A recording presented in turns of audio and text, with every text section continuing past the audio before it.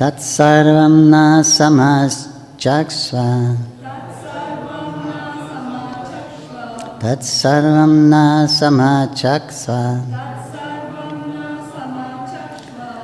Prishto yadiha kinchana. Prishto yadiha kinchana. Manye tvam vishaye vacham. Manye tvam vishaye vacham. Snatam manyata chandasat. Snatam manyata chandasat. Tatsarvam na samachakshva. Kristo yati hakinchana. Manye tvam vishahi vacham. Snatamanyata chandasat. Tatsarvam na samachakshva. Kristo yati hakinchana. Manye tvam vishahi vacham. Snatamanyata chandasat.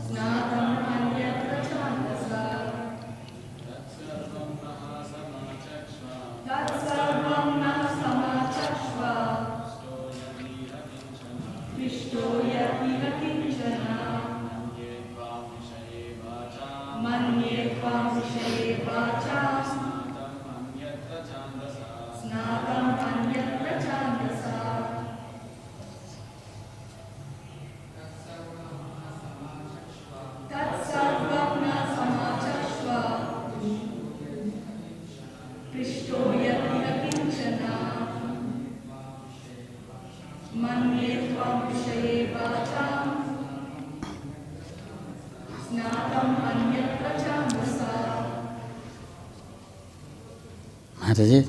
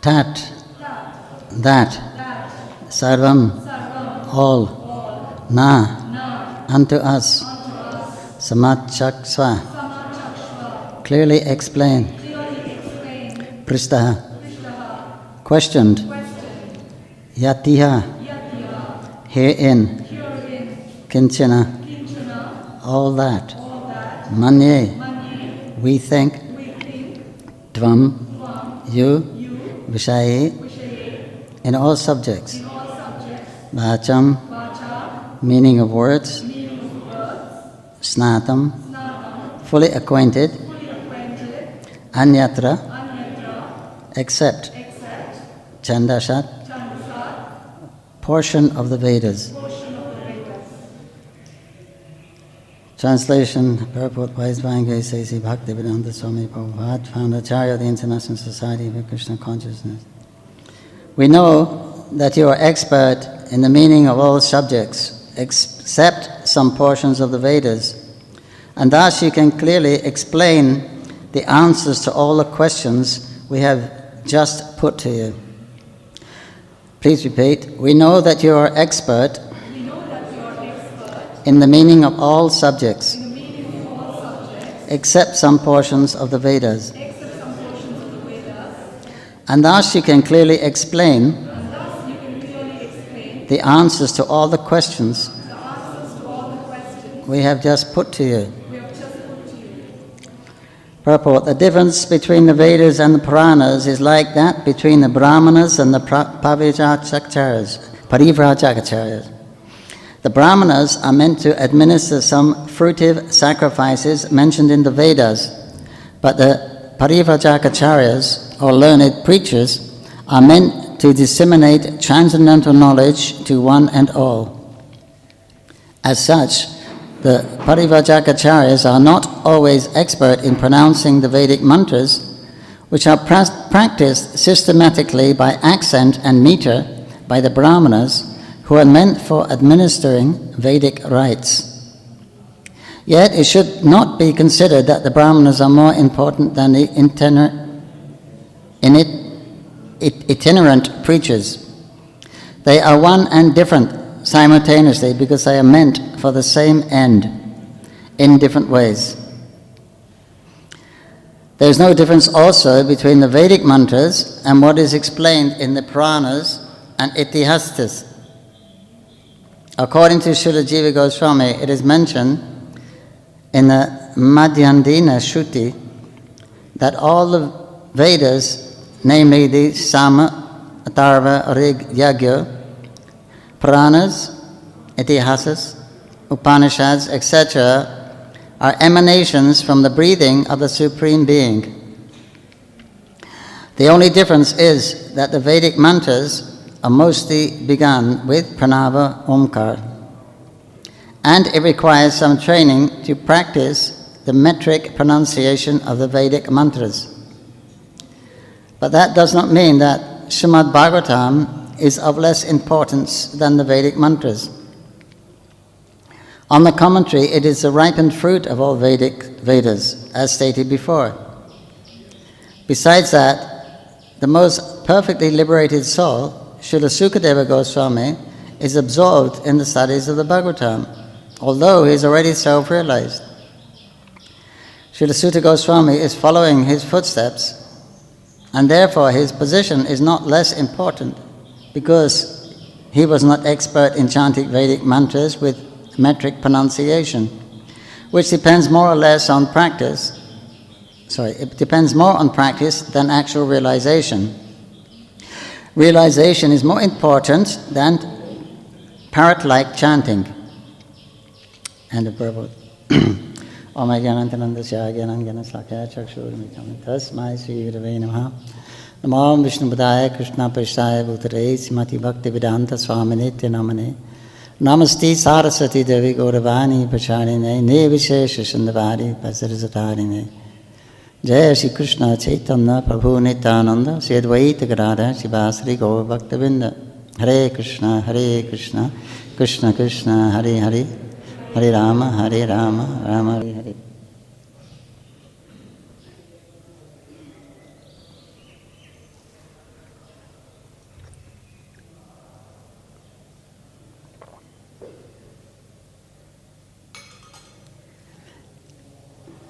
Translation again. We know that you are expert in the meaning of all subjects, except some portions of the Vedas, and thus you can clearly explain the answers to all the questions we have just put to you.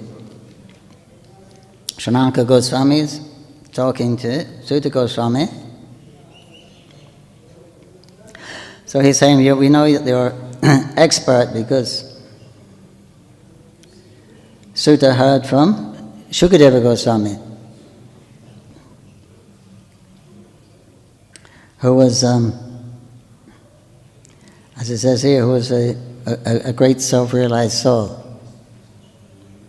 So much so, just by him coming to that assembly, which was full of sages and rishis and demigods, the yogis and jnanis, It's a big event. The emperor was going to leave his body. He's asked a question, what should one do at the time of leaving the body? So naturally any thoughtful person is interested in this topic. What happens at the end of life? And it's a question that's an age-old question because nobody knows. Nobody knows the meaning of life, therefore they don't know what to expect at the end of life, what the end of life, what it is, what death means. So not a few people know. So Sukadeva was one of those persons. But although he was a perfectly realized soul,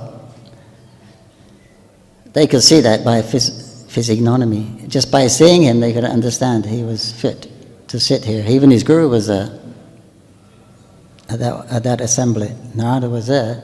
Okay, but they spoke, and he was young. This boy, he was a young boy, but they could see by his appearance and his ambience that he was a perfect soul.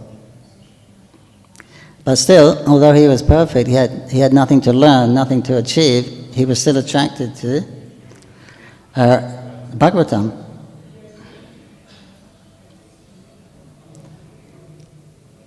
So, because the Bhagavatam is nothing but the essence of all the Vedas. It's a summary study of the Vedas.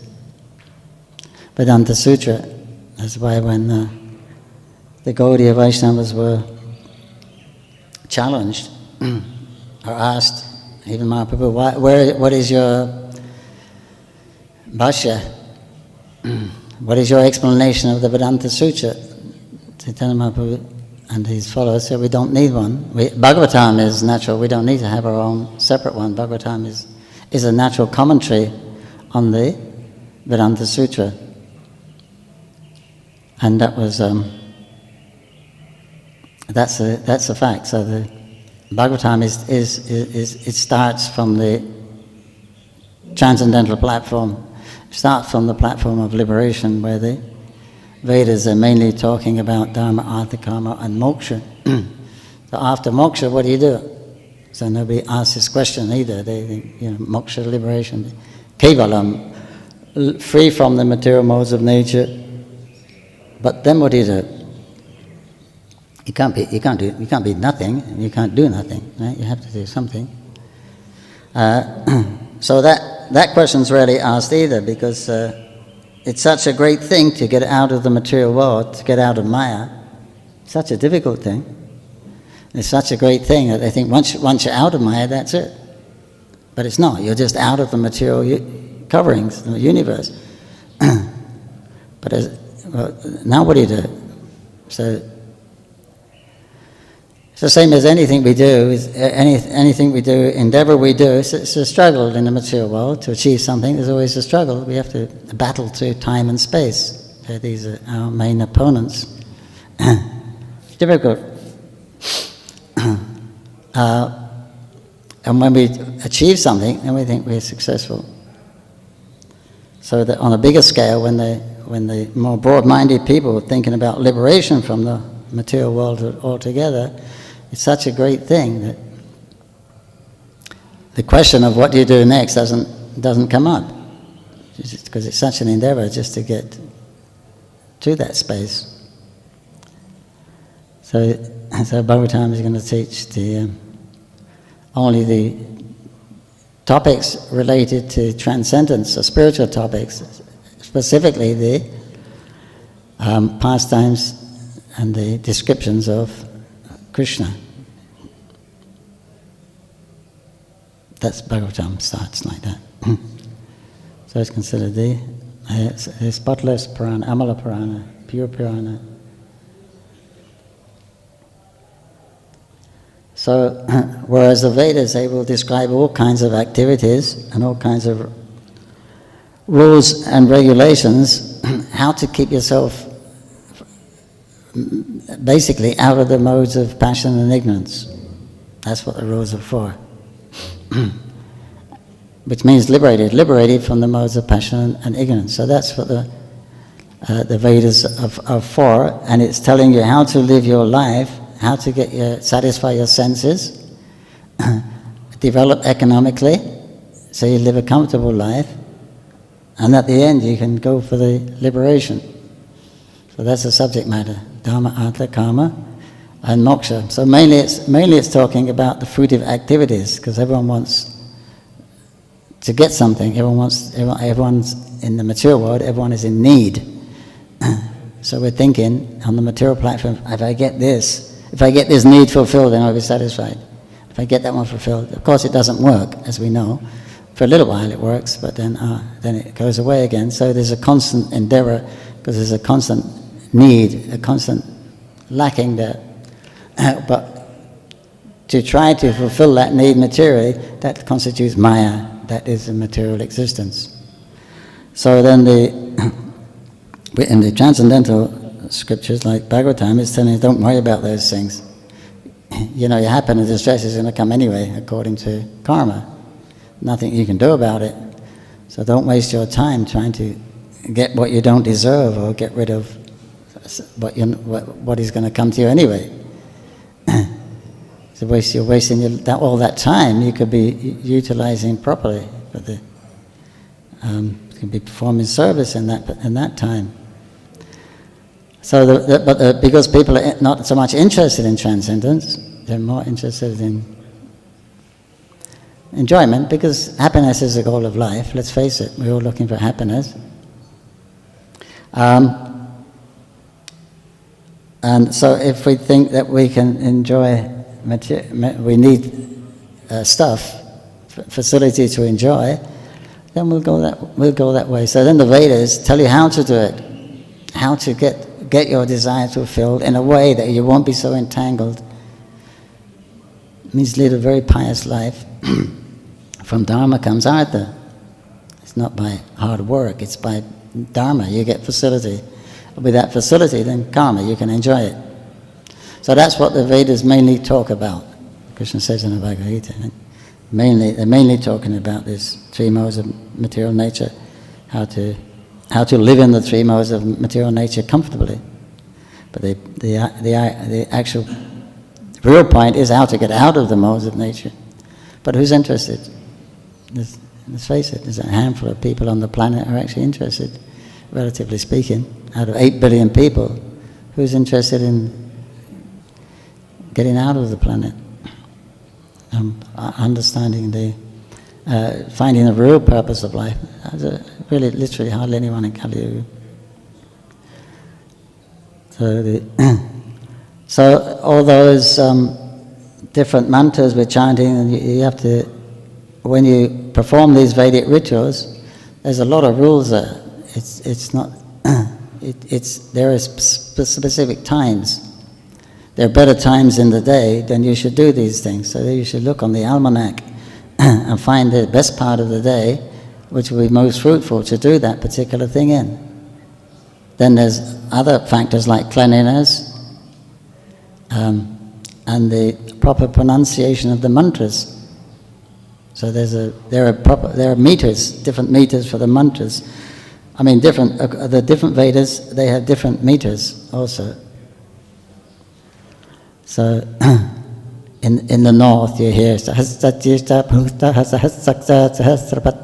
right? And in south you hear from the Samaveda, Rig Veda would be that. Samaveda would be more melodious.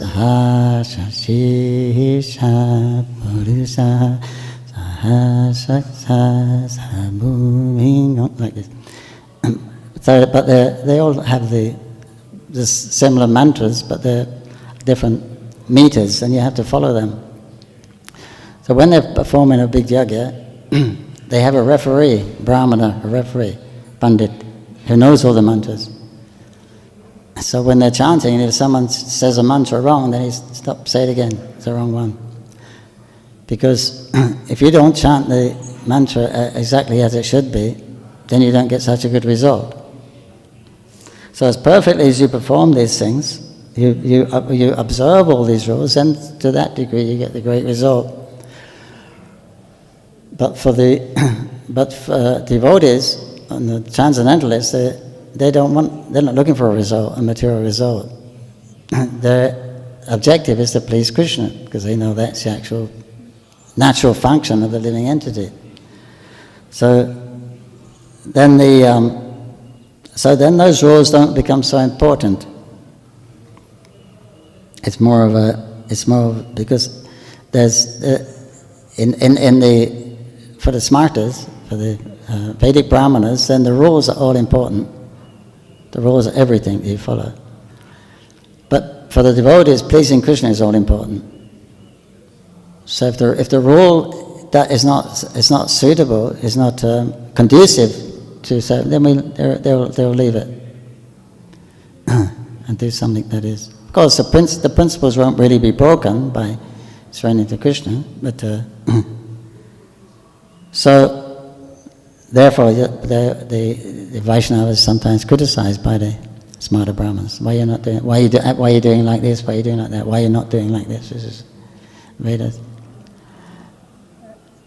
So because of all the different types of people in the material world, with all the different mentalities, then there's all these different dharmas, different religions for those in the mode of passion, those in the mode of ignorance, and those in the mode of goodness.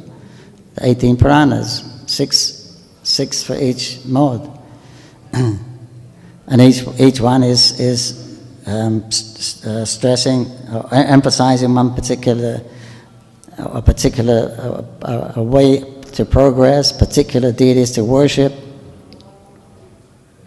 That's just to harness everyone, to get everyone connected to following something, some discipline.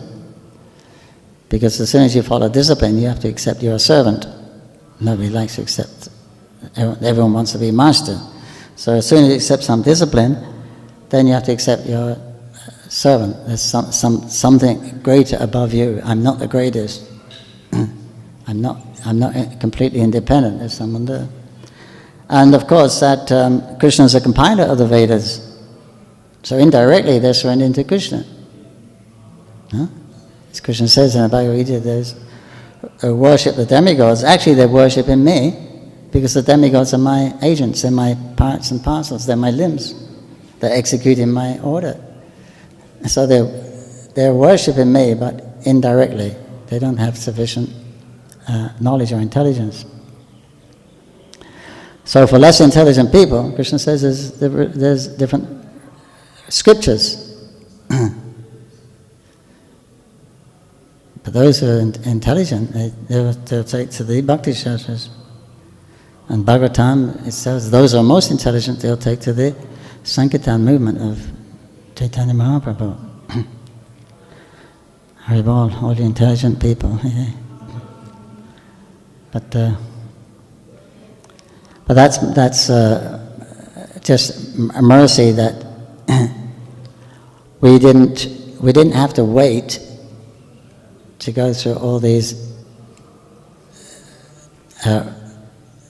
processes which are recommended in the Vedas to come free from the mode of passion and ignorance. Because mode of goodness is not a problem for executing devotional service.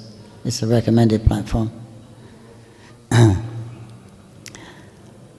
But in Kali Yuga, everyone is in the mode of ignorance, born in the mode of ignorance. Everyone is born Sudra. So, and there's no time because of our short life and our diminished qualities. There's no time to actually go through these purificatory processes. So then Krishna has come as Chaitanya Mahaprabhu, Namo Mahavadhanaya, Krishna Prema Padayati. So he's given the essence of the Bhagavatam, he's given love of Krishna, a process by which is very simple, that anyone can follow.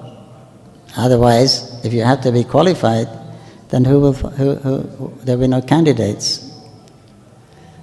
Right? First you've got to come to the mode of goodness. Then you can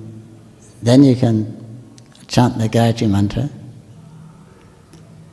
and understand the Vedas. So there's no qualification and there's no time to get qualified, to get purified in Kali Yuga. So then, Chaitanya Mahaprabhu has waived all these methods of purification. Mahaprabhu has dismissed them. Not necessary, because it's not possible. So you chant Hare Krishna. You give up simple activities and chant Hare Krishna. That's it. Then anyone can do that. It's only 3 words, Hare Krishna Rama. Anyone can do this. And it doesn't depend on age or gender or intelligence. So. As well as many examples in the Bhagavatam of even children and others who have attained perfection, Prahlad, Dhruva, etc., have attained perfection, even at such a young age. They didn't have any knowledge, real knowledge.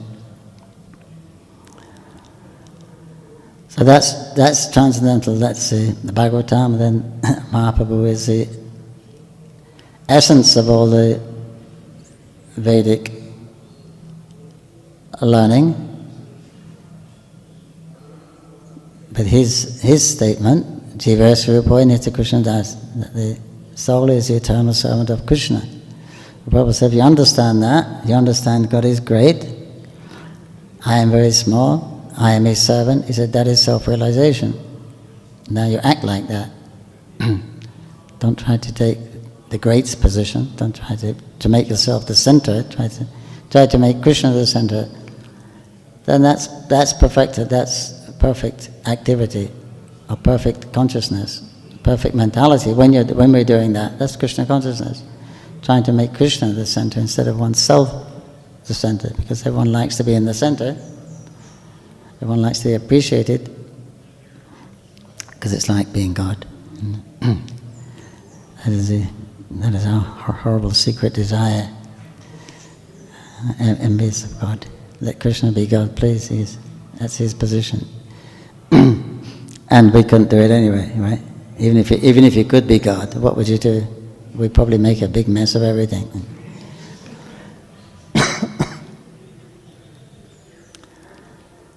Yeah, so Mahaprabhu was giving that. He's teaching Vairag Vidya because that's something we can actually follow. But the love of Krishna, you want, that's mercy. That has to be given. So that you have to wait for. So here. So he's mentioning this the verse. You're expert in everything. There's a few things you don't know. A few sections of the Vedas which deal with detailed things, the mechanics and but you know all the essence of the Vedas. You know all the principles of the Vedas, and so because you know them, you can clearly explain them, and you can answer these questions, because they offered 6 questions. Now you can answer them, please. This is the beginning of the Bhagavatam. We're going to answer those. Now he's going to answer all the questions for them. And that becomes the question and answer becomes the manifest as Srimad Bhagavatam. Srimad Bhagavatam ki. If there's no comments, we can talk a little about Gaur Kishoredas Babaji Maharaj's disappearance day today. Namo Gaur Kishore Shakshat Vairagyamurte Vipalam Varsambhojaye Parambhojayate Namaha. Gaur Kishoredas Babaji is said to be renunciation personified. So the Bhaktisiddhanta Saraswati said, I never knew that a person could be so renounced. He said, never been such a renunciate since Raghunath Das Goswami. His renunciation was scary. I mean, he was super renounced. He was born in Bengal, and he had a wife married, then his wife died, and he went to Vrindavan. And he was in Vrindavan about 30 years, 30 to 40 years.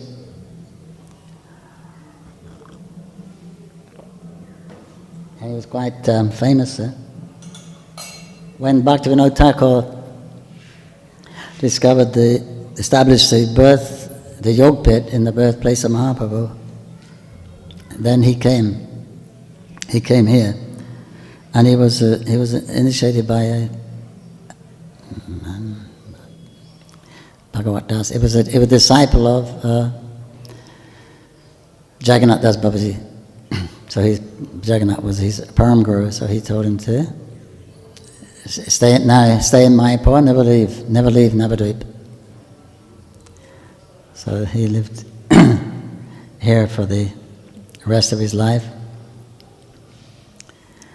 And he would, there was many Babajis at that time.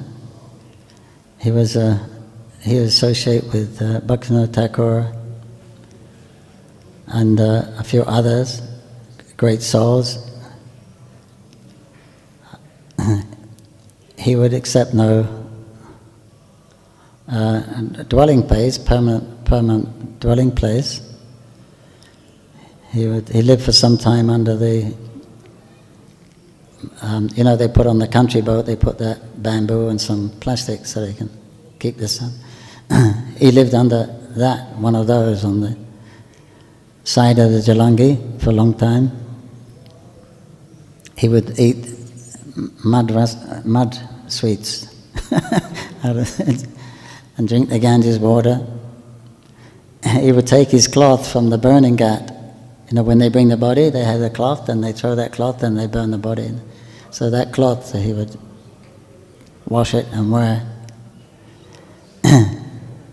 Once someone gave him a very nice quilt, thick, good winter come in. And he put it on top of the hut. He hung it over his little hut. So they asked him, why you do that? It's meant you're supposed to... He said, no. He said, just by seeing this quilt, he said, the cold will be afraid and run away. He had a sense of humor also.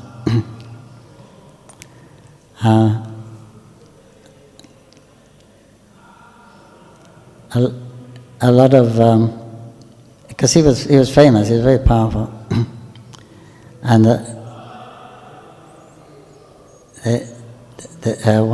some rich devotees they came to, they wanted to do some service and build him a kutia. He said, no, I don't have it, because his place was really, just nothing practically. So he said, I don't have a problem. He said, the only problem living here, he says, that materialistic people come disturbing me. So he said, if you really want to serve me, he said, you can leave your stool here, then no one will come and bother me. Of course, he meant the stool of all their riches and things like that. But he actually lived in a latrine at one time. There was one wealthy devotee who had property in Navadvip, who used to give residence to make little kutias for the renunciates. And then, but Gokishwar said it was too many people disturbing. He was going to live in the latrine, in the bath toilet. So they couldn't believe it. But then he saw he was actually going to do it. So then he, renovated the whole thing. And Gokishwar used to do his bhajan in there. Then people would see it was a toilet. They were, So only the really sincere souls would actually go there. So he's very difficult to understand. He's a Paramahans, Avadut. Sometimes he would forget to put his clothes on. He was so absorbed in his internal bhajan. And practically, he would soak rice in water. He wouldn't even cook it sometimes. Rarely he would cook. And he would eat that. One time there was a festival, he said, we have a festival tomorrow. He said, invite everyone, we're going to have a big festival. So he says, late now, how are we going to arrange all the prasadam? And he said, no, we won't have any prasadam. We're going to fast whole day and just have kirtan. Invite everyone to come, this utsap.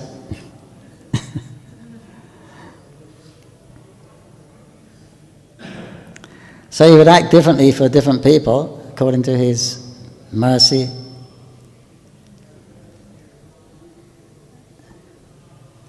And one person came to see him, wanted darshan, so his assistant told him, Babaji, someone wants darshan. So he said, tell him to give 2 rupees and he can get darshan. 2 rupees was quite something. So they gave the 2 rupees and he opened the door. Have a look. So what do you want? But then actually he called them over and he blessed them. He said, Mahaprabhu has sent you here, his land. So now you constantly chant the holy name of Krishna. But other times he wouldn't even bother to see people. Sometimes he would admonish them. He would use severe language at them. So people were surprised. The saint, how come he's speaking like this? Saintly person is showing anger, etc. But he wouldn't tolerate anything but, actually pure devotees. He didn't. Because many people came to live there, and there's a lot of descriptions of the different Babas that lived there, but they weren't actually, they were more or less imitating. Because you can't actually imitate that. You've got to be on a transcendental platform. You've got to be established in your actual relationship with Krishna before you can forget about eating, sleeping, and all those things. You can't do it artificially. It's not a process.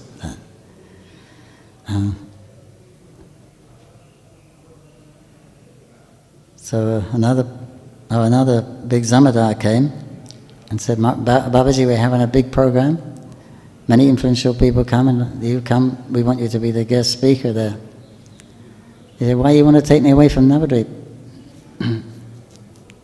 He said, no, this is a big program. He said, why do you want to take me from Navadvip? No Maharaj, we're your servants. He said, you're my servants. Yes? Okay, you stay here, don't go back home. Stay here, take the holy name. Don't worry about it, I'll feed you, I'll give you a place to stay. Hare Krishna Maharaj. So he would call, he couldn't be bluffed. And says he was in contact with a super soul, he'd actually see people, one time exclaimed at night, did you see that? 10 o'clock at night, did you see that so-called Babaji who was giving Bhagavad recitations? You know what, he just went to his widow's house. It was so he said they're all doing it for profit and adoration and followers. So when they go in their kutir, because there was a few kutirs there, and the owner gave Gorkishore permission to let who could stay there or not. So one of them, he made a big show. He was very of renunciation, and he used to put himself in his room. So Babaji said, Maharaj, what are you doing in that room? He said, Maharaj, you told us to go in the room and close the door. He says, yes. He says, go in. It means go inside your body, and close your eyes to the outside world. He said, that's what bhajan means, not sitting in a dark place. How can you do that? You got to be perfect to be able to do that. In fact, there was this disciple of Srila Prabhupada who asked if he could take Babaji. He said, I get up, I chant 60 mounds before Mangalarti, and he was a sannyasi. Could I take Babaji? Prabhupada said, if I give you Babaji, he said, you'll sit down in a solitary place and you chant Hare Krishna, Krishna Krishna, Hare Hare. Oh, wasn't she nice? Hare Rama, Rama Rama, Hare Hare. Oh, wasn't she nice? Hare Krishna. Not to be imitated when you're ready for that kind of renunciation. Otherwise, you're going to think of material desires will spring up. Where are you going to get your pleasure from, right? So if you have a lot of activity, then you can you can engage the mind and the senses like that, but you can't just do nothing. So the mind, if you stop the senses, the mind will go to where there's pleasure and where there's satisfaction. That's what we're looking for. So then, if you're not getting it from the spiritual platform, then you go back to the material platform. So, when Srila Bhaktivinoda Thakur told Srila Bhaktisiddhanta Saraswati to take initiation from him, because Bhaktisiddhanta, he said, I've met a lot of so-called sadhus and elevated people, because he was quite a prominent person, and his father Bhaktivinoda also. So father was quite famous. So they met a lot of famous dignitaries as well as saintly persons. Bhaktivinoda Thakur was. But he said, I've never really been impressed with any of them, practically. But when he saw Gaurkishore, he said, then I saw what actual renunciate is, a pure devotee is. He said, I was shocked, stunned. I never saw such renunciation before. And he went to him for initiation, but Gaurkishore Das said no. He said before Gaurkishore, he said, how can I accept disciples? I couldn't even accept myself as a disciple. How can I accept somebody else? So he told Bhaktisiddhanta that he said, you give up this pride of learning, because he was a great scholar, he was famous. He got the title of Bhaktisiddhanta for his treatise on the astronomy.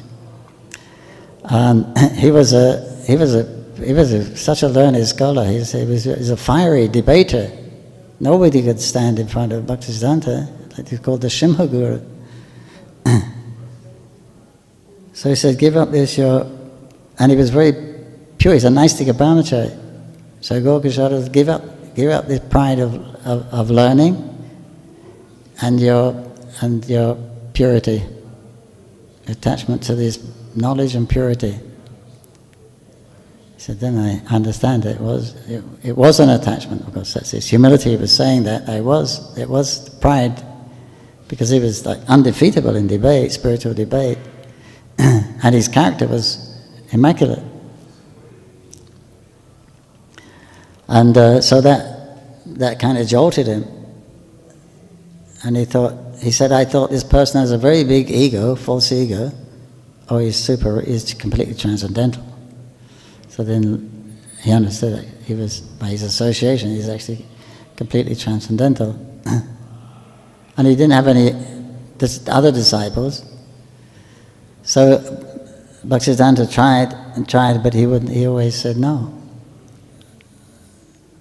Then one day he feelingly asked him that, please initiate me. He said, okay, I'll speak to my Prabhu, that's Lord Chaitanya, I'll ask him.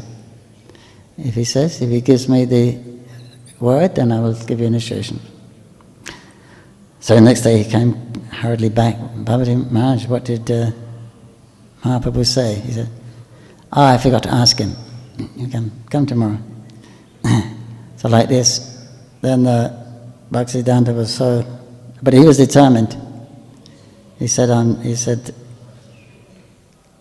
why should you initiate me?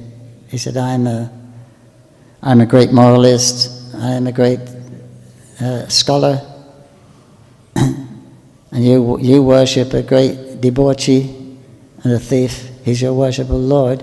Why should you be interested in a disciple like me? I consider myself a great scholar and moralist, and you're worshipping a thief and a debauchee. And then he began to broke down and said, if you don't initiate me, I can't maintain my life. He quoted that, Karuna Nahali Kandiya Kandiya Prana Nana Vivara. I cannot maintain my life. Then Gaurkishore was pleased. Okay. go take a bath in the river. And then they came and gave him initiation.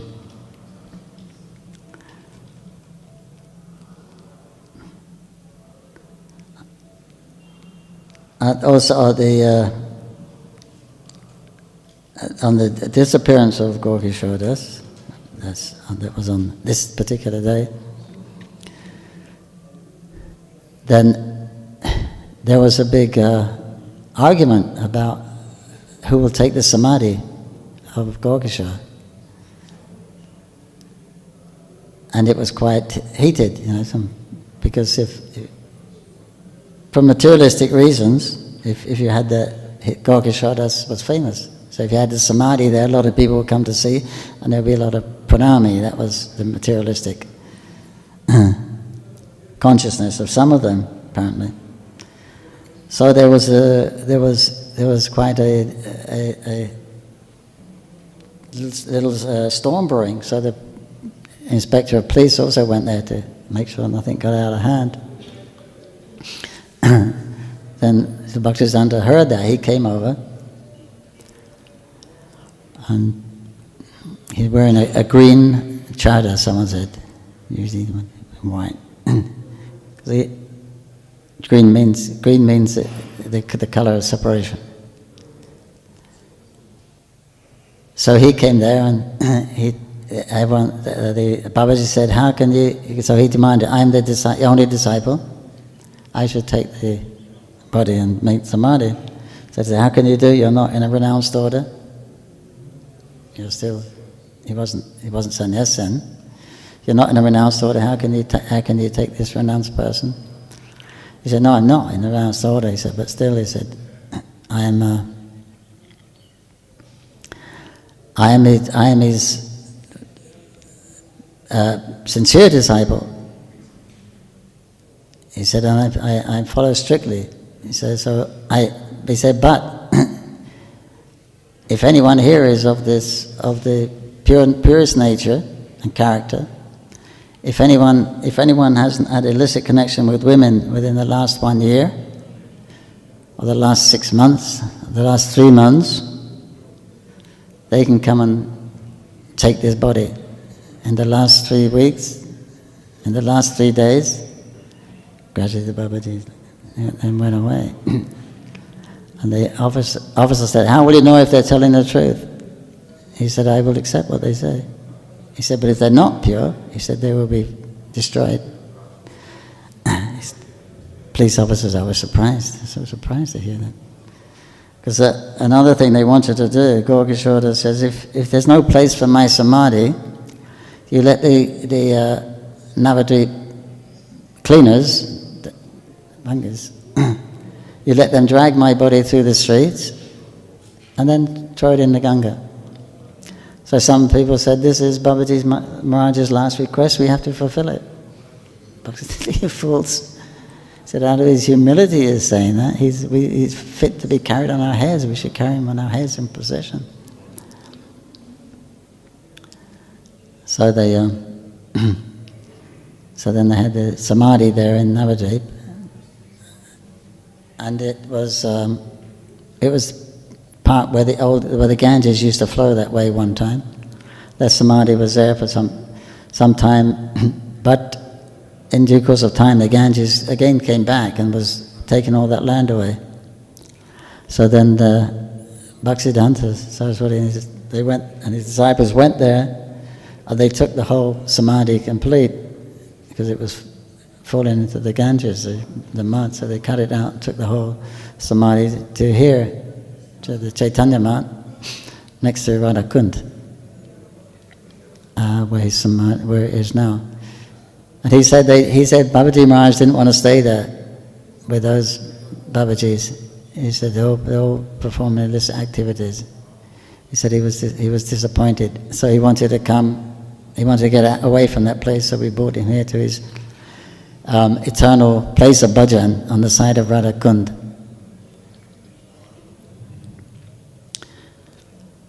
So today is his disappearance, and we can pray for his blessings, that we may have a little of his renunciation of thinking ourselves the enjoyers of this body and the material world, and his little bit of his absorption, his great absorption that he had in Krishna. He was so absorbed, sometimes he wouldn't eat for days. So absorbed in the Krishna Smaranam. So, what a great, perfect soul. One time he was one person, he came from, he gave up a noble family, he renounced and came there, and he was staying with Bhaktisiddhanta. Then he went to Gokishora, and he said, I've been staying across with Bhaktisiddhanta, but I don't like it there. The mood is too much Vaikuntha. He's doing all his management and stuff like that. I stay here with you where you're not renounced and just doing bhajan. So Gokishora became very angry. He said he has an eternal place here, Bhaktisiddhanta. I also have a place in Mayapur. He said, but you can't understand these things. Because Bhaktisiddhanta said, I'm doing all this work. I'm doing all these things. He said, but I'm just doing all the physical stuff. He said, but the dynamo, the battery within me, he said, that is Gokishora's Babaji. By his potency, by his, I'm doing all these things. In other words, I'm doing them on his behalf, or he's doing them through me. Although himself he was a Bhajananandi, whereas Prabhupada Siddhanta said he was a Ghostinandi. So both are correct. Prabhupada was just speaking to one Babaji, and Prabhupada was glorifying him. You're so advanced, you're so fortunate. You've given everything up, you have nothing to do, just chant Krishna's name. And the Babaji said, no, he said, you're greater than me. He said, you've left this, you've gone out and taken Krishna to all over the world. And he says, you're a much greater position than me. So both glorifying each other, because they're both perfect situations, but the real renounced, the path of renunciation is not actually recommended. That renunciation of material world, material endeavor, it comes with one's advancement in Krishna consciousness. So it's something you have to practice renunciation. That's what the yogis do, that's what the jnanis do, to try to control their senses. They practice these different kinds of austerities. But that's not bhakti. We engage all the senses in Krishna's service, then they're controlled. So it's a much easier process. It's a more enjoyable process. So you're not bereft of happiness, and you're not bereft of proper activity, where these other processes of renunciation are very dry. And if you practice too much, this mona or fasting, then your heart becomes a little hard. You can agitate it, you get angry quickly. If you notice that on fast days, you can easily get upset.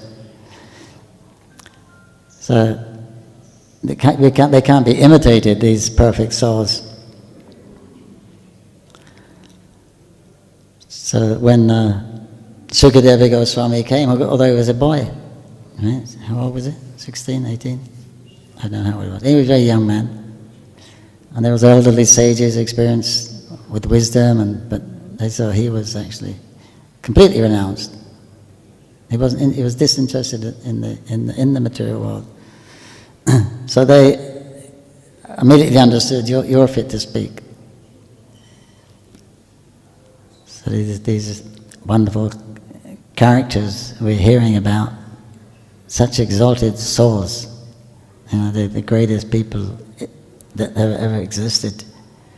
This is our bread and butter. This is our daily kata.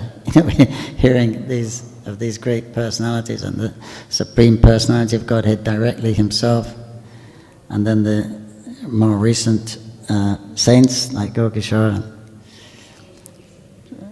other great saints, down to our Srila Prabhupada. This is just common daily talk for us. It's such an exalted subject. And we're so fortunate. We can't even appreciate what we actually have. Hare Krishna, Krishna Krishna, Hare Hare, Hare Rama, Rama Rama, Hare Hare. Jai, His Divine Grace Srila Gokishore Bhakti Goswami Maharaj, Srila Bhakti Mahasabha Ki Jai. There will be a Pushpanjali. We have the Murti of Gokishore Das in the temple, Panchatattva. At noon there will be a Pushpanjali and Artik. Hare Krishna. Any other stories, anecdotes?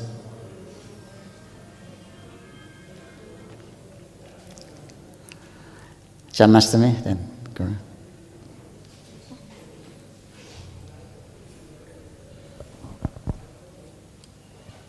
I have a question on the translation. We know that you are expert in the meaning of all subjects, except some portion of the Vedas. It seems that such a self-realized soul would understand the meaning, but maybe not be able to do all the Vedic rituals, understand the purpose behind it. I'm a little confused by that. I don't know if you got a comment on that. Well, we did. That's what Srila Prabhupada said. The Vedas that are dealing with probably the Karma Kanda, which is a great portion of the Vedas. So he wasn't into all the he didn't study all the details and ritual and mantra like that. That's what Srila Prabhupada is expressing here. But he knew the principles. One thing that you mentioned, that sometimes with the Vedic rituals, we may reject them if it's not favorable for bhakti. Way back in the early 90s, Giriraj Swami was giving a Nectar of Devotion course at the VIG, and he told about how there's one of the rules from the in deity worship in the Bhakti Rasamrita Sindhu is not accept worship before the deity. So then one disciple said to Prabhupada, "But Prabhupada, every day you're accepting Guru Puja. How can we understand this?" And he said, "It's more important that my disciples develop love for Krishna than follow some tiny rule and regulation." Just an example like that. And my understanding is that Prabhupada accepted Guru Puja like that because Western devotees, they didn't really have a conception of what it meant to worship a guru. So Prabhupada put it on a very high platform so that they could really understand and then make advancement, take the spiritual master seriously, and then make progress in their love towards Krishna. It's an interesting point that came up. Giriraj Swami, he had so much association with Srila Prabhupada. Prabhupada said, if you knew how many rules there was in deity worship, you'd fall over. So he told Jains, keep it simple. Because the rules are there, doesn't mean to say you have to follow every single one. I've never really done that much pujari service, because I was always a Sankirtan devotee. But it's, the little that I've done, it seems like there's much more rules than there were in the old days. Oh yeah, yeah. You see that as a favorable aspect of the whole culture? Well, you got to answer these questions when people say it. You got to answer the questions. Why aren't you doing that? Sanatana Goswami was instructed by Mahaprabhu to write the Hari Bhakti Vilas. He's put this there, and we're not doing it. And so we got to kind of keep that balance between keeping it simple. So then Prabhupada told us to take like the essential things, because you can't follow everything. you follow everything, you'll be 4 hours before you get a darshan of the deity. I mean, if you think all the rules have to be followed, so it won't be practical. And that's just an auxiliary to engage our senses. But our main spiritual advancement comes from the Sankirtan, Nam Sankirtan. But this is to engage our senses and mind. It is a good anger to. So therefore, it's recommended that. There's one point that when we engage in the other angas of bhakti, that we should always be serving the holy name.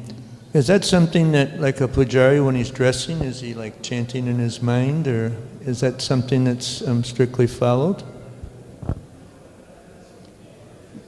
No, he's thinking of serving the deity. He's seeing Krishna, so he's serving Krishna. Not different. When he's chanting japa, he should be thinking that's also not different from Krishna. We're serving Krishna by, and we're hoping to experience Krishna through his holy name when we're chanting. We're waiting for that. But when your Krishna's in front of you, that's it. You're seeing Krishna. You're dressing him, trying to make him beautiful, so the devotees can appreciate. At the time when they had trouble with the microphone, holding the microphone in the thing, then the Prabhupada said, tie it with your Brahman thread. So the devotee. So I don't know what the caste Brahman may have said about that, but. Guru Dakshin Prabhu behind it.